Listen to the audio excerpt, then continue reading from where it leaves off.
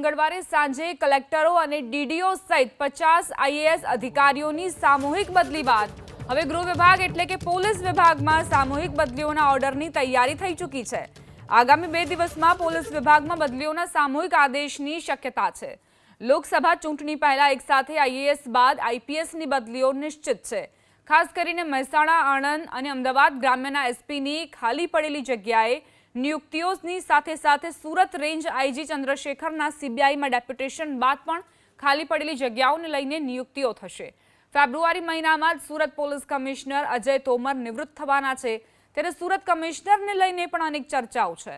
કુલ મળીને કમિશનરેટ, જિલ્લા એસપી અને રેન્જમાં પણ મોટા ફેરફારની શક્યતા જણાઈ રહી છે। સૂત્રોની જાણકારી પ્રમાણે બદલીના આદેશની સંપૂર્ણ તૈયારી થઈ ચૂકી છે। ગૃહ રાજ્યમંત્રી અને મુખ્યમંત્રીના કાર્યાલયની લીલી ઝંડી મળતા જ બદલીના ઓર્ડર કરવામાં આવશે। લોકસભા ચૂંટણી પહેલા આઈએએસ અધિકારીઓની બદલી તો થઈ ગઈ છે અને હવે સંકેત મળી રહ્યા છે આઈપીએસ અધિકારીઓની બદલીના, અને ચૂંટણી પહેલા જ તમામની બદલી થઈ જશે।